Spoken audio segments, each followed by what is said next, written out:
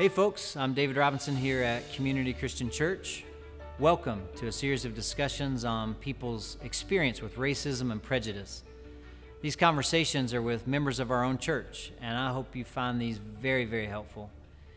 In this video, I sat down with a couple of guys in our church who formed a very unlikely friendship. So I'm here with Sean Leary and Stafford Gaston, and I appreciate you guys being here to have these conversations, real important conversations for us. You guys are best friends, really close friends.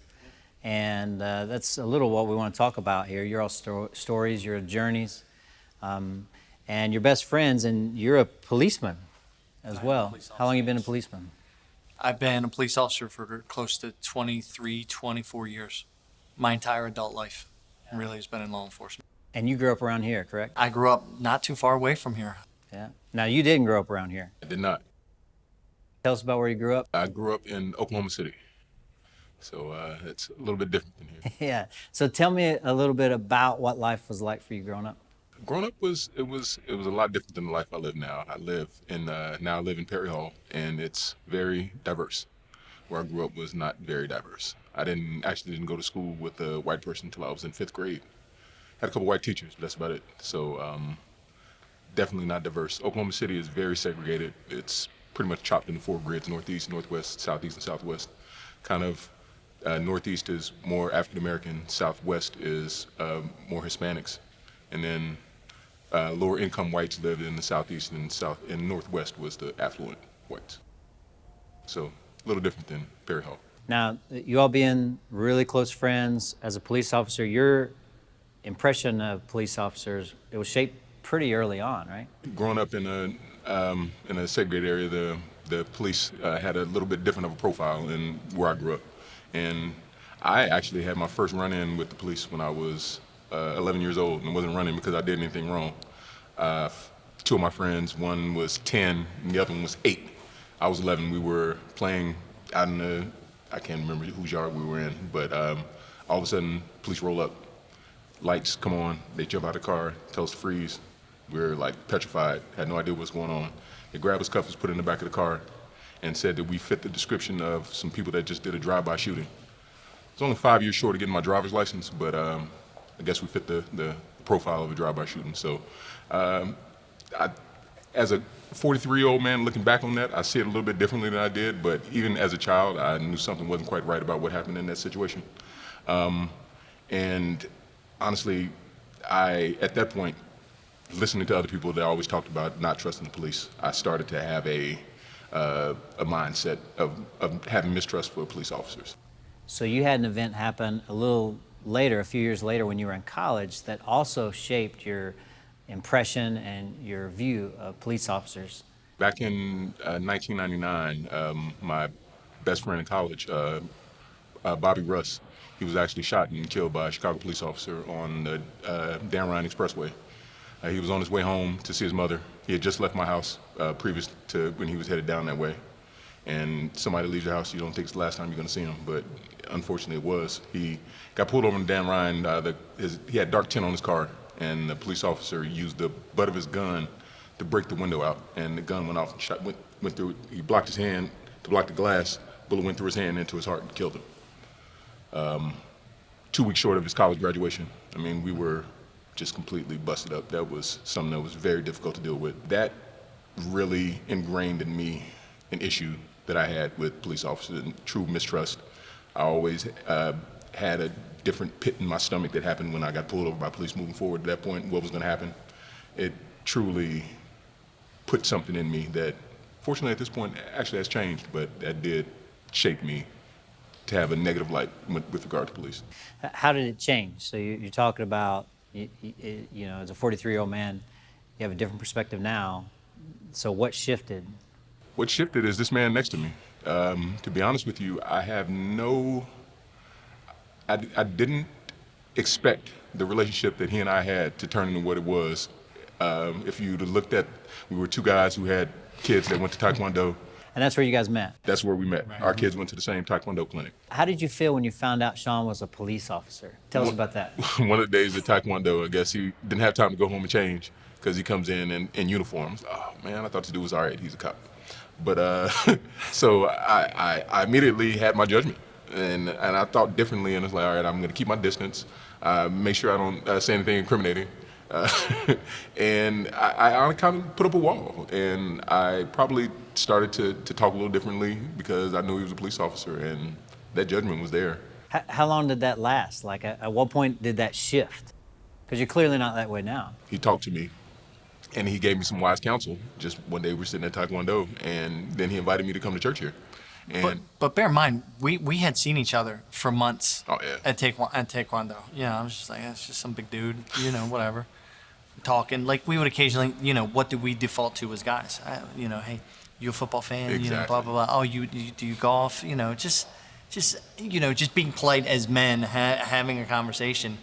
But I wonder too, you seeing my children, and then seeing my wife, and then adding all of that up and putting that two and two together and be like, I wonder if for you, because I know for some people, I think that is a light bulb moment for when they see my wife and see my children, and they're like, wait a minute, that guy's a police officer and his wife is black, and he's got two black kids. I mean, they're biracial, but to the average person, my kids look like black kids. Because I know that puts a different light on me for some people. It did put a different light on you, but as probably personally, but you're still a cop. So I'm just being honest. Even though I'm a man of Christ, my flesh still allowed me to have this level of distrust of this man just because of the fact that he was a police officer, because I was so jaded still, even 20 years after that had happened.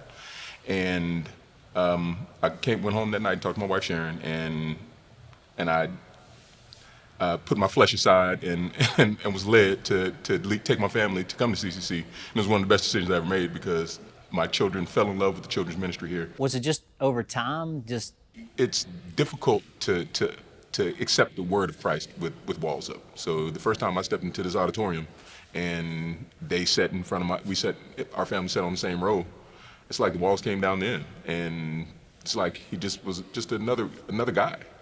I believe that we're like a piece of putty if you're a Christian, and you're molded over the course of your life, and the job's not complete until they put you in the ground.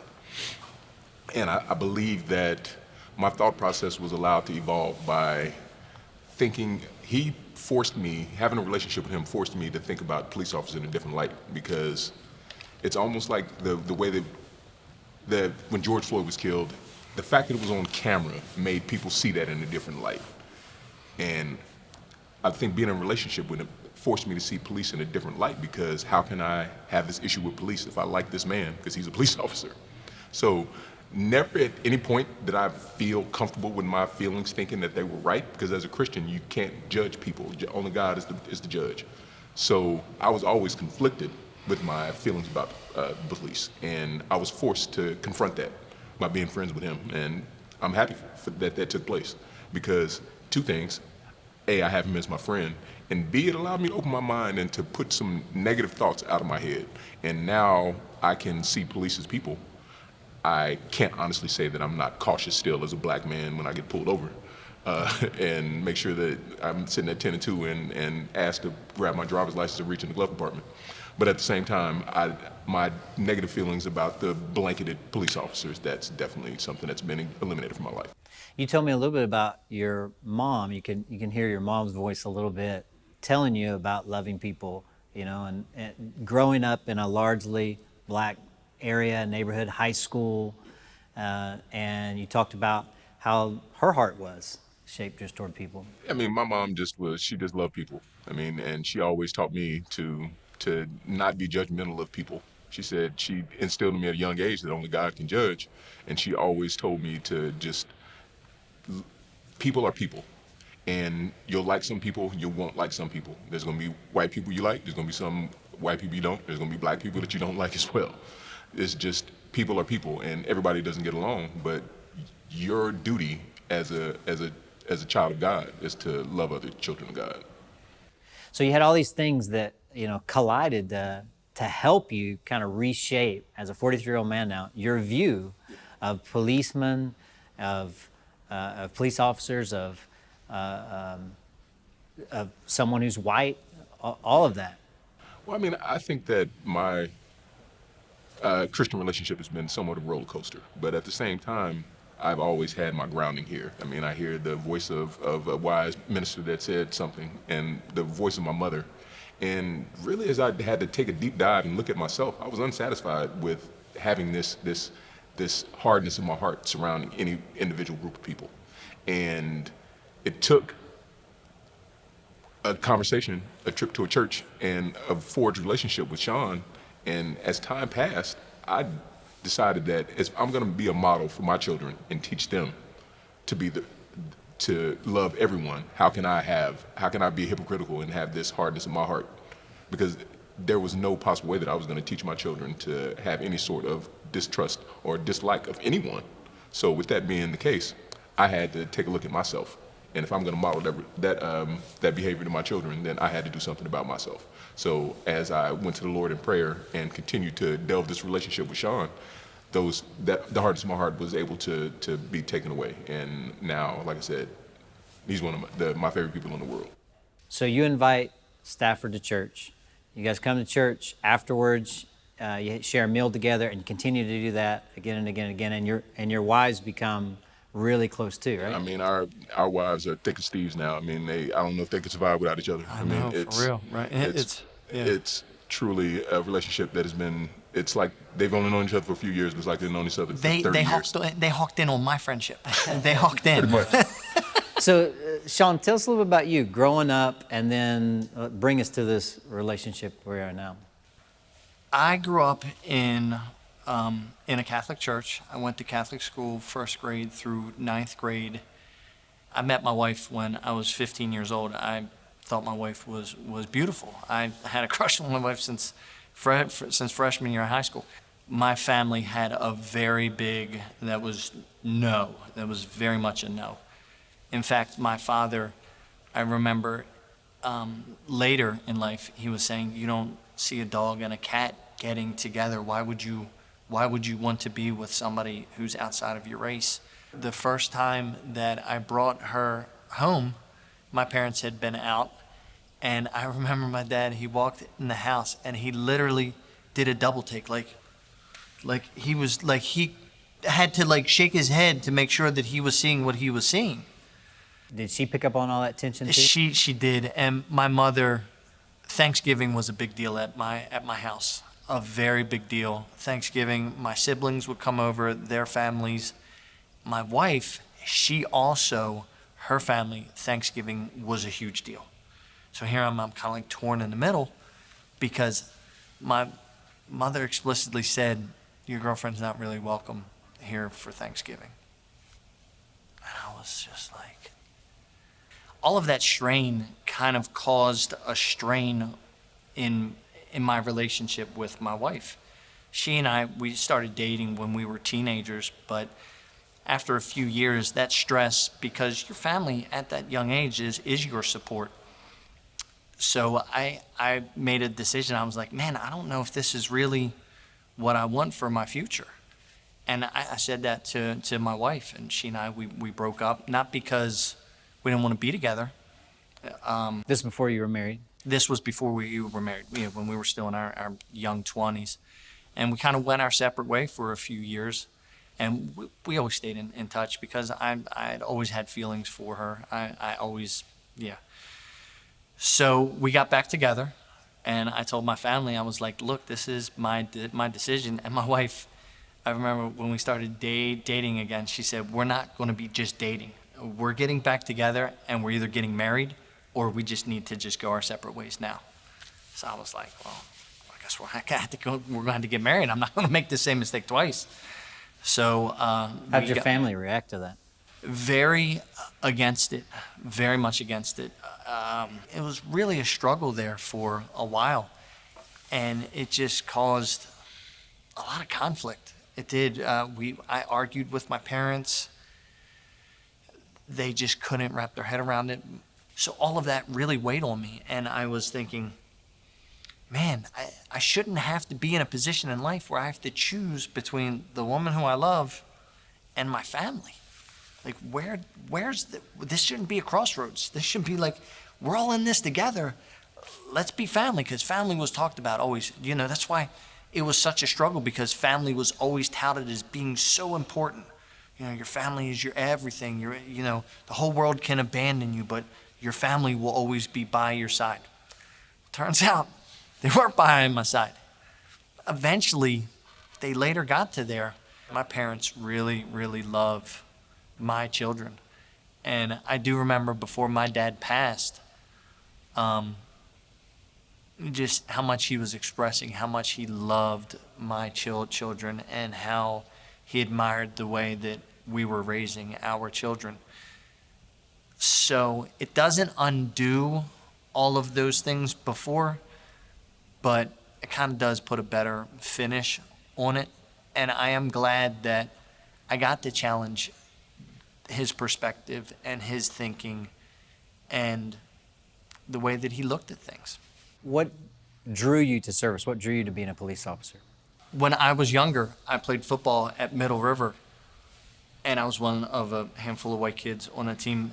And there was a boy, his name was Roland Scales, who now I think about it, he kind of reminds me somewhat of my son, but he kind of got teased by the black kids because he didn't really look like them, and the handful of white kids didn't really accept him either. I was like, oh, he seems like a pretty cool guy to me. We played baseball together and we played football together. We, at like 12 years old, we're like, we're both going to be police officers. This is going to be cool. And we kind of hit that age at like 15, 16, where you think you know so much, but you know nothing.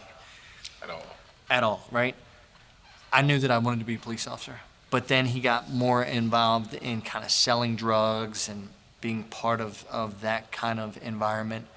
And I remember our senior year of high school, he was murdered by some rival drug dealers. And I was like, man, that just really emboldened me that much more. I wanted to be a police officer because I didn't want other people to lose friendships like I lost with my friend Roland. So it's a challenging time to be a police officer right now. Yeah, it really is. This is unlike any challenge that I've seen in my entire life. Being a police officer in the Baltimore area is pretty difficult when the world is ideal. Not that what we're going through is ever ideal, because people never call 911 because they've had a great day. It's usually because it's one of the worst days of their life. So that inherently has a problem with policing. To do it for a very long time, it wears you down. It really, to do this job effectively, you really have to challenge yourself and really empathize with others. And I think there's a lot of immaturity in some law enforcement, in as much that at 21 years old, you can graduate from the police academy and you're given a gun and handcuffs. And that's a pretty serious responsibility. The more relationships you have, the more that you get to know people outside of people that look like yourself, because where we all grow up, it's mostly where we grow up. And if it's not in a diverse area, then you really don't have that diversity of experience. Both of you have mentioned hope, that you have some measure of hopefulness that it's emerging during this time right here. Stafford, you talked about the hope that you see as you look at what's going on in our world. I really think that this movement is a young person's game. I mean, the fact that the youth are very vocalized and they are very mobilized and very enthusiastic, I mean, that gives me hope. I truly believe that the youth are going to break that curse. I look at the rallies and the marches and the protests that have taken place since for Black Lives Matter, and these are kids. It's a rainbow coalition of all races, and these are young 20-year-olds that are going to be the next generation of leaders. And if these people are the ones that are going to have children, they're not going to teach their children to hate, so the hate can die. And that gives me hope that the movement that's taking place is going to have legs and it's not going to die out. And it gives me hope that the next generation, and hopefully my children, don't have to deal with some of the same things that I had to deal with growing up. And that's where I find my hope. So tell me a little bit about how you being a Christian has influenced your perspective on all this. Later in my career, when I came to faith, it was like I almost had like a rebirth within my profession as well, because then I was like, man, I really can't judge others, because if I judge others, God's going to condemn me. I can't point out the speck of sawdust in my brother's eye. I have a plank of wood in my own eye. So when I began to look at it that way, that we all sin, I'm a sinner, I may sin a little differently, but that doesn't mean that my sin is any more or less than what their sin is. So that really helped me to put some perspective and really put some handles on actually going out and continuing to do that job, because it gets so taxing to be, constantly in that environment. So what would you tell our church as it relates to racism and prejudice? Is there some specific you'd hang on to? What I would say about racism and prejudice is that it is something that is passed down. If you don't teach your children to hate, then they won't. If you teach them to love, then they will. That's something that it's a learned behavior, and children are molded at an early age, and if they're taught I was taught to love people. Even though I did hate the police for a while, that was learned later in life. That wasn't something that was taught to me. I think that when you ingrain in your child that be leery of these type of people because of this, you should not like this group of people because of this, then that's going to block them from forwarding those relationships and henceforth move forward with the racist thoughts and essentially help them to lead a life of separatism. So I truly think that if you teach your children to love people, then they will. The more relationships that we have, and the more that we are inclusive in the things that we say and do, the more that they see that that's behavior that's modeled. Because again, the racism thing, it's taught, it's passed down. Like I said earlier on, some of the language that was taught and passed down to me, I got to a point where I challenged that, and I didn't accept that way of thinking. And it's good that we have talks, but of course actions do speak way louder than words. So I want to see I want my children to see me involved in making the change, being the change that they want to see in the world. Humility, kindness, a great deal of grace, those seem to be the way forward for sure. And I appreciate you all being gracious, not just with your time and all, but sharing your story, and the grace that's been displayed, the kindness, the humility all along the way. This is too important not to. We have to have equality within our world and within the systems that operate within our world. Now's not a time to be silent. I mean, silence is complicity. And the opportunity that's in front of us to create real change is here. I mean, there's still going to be opposers, because you're never going to have the path to something that's worth it is never easy. But at the same time, I feel like the train is on the tracks and is headed downhill. We just got to keep the momentum going. Now's not the time to be a detractor. Thanks so much for watching. To see more of these discussions or to find out more information about Community Christian Church, you can check out the CCC website, or you can connect with us on social media.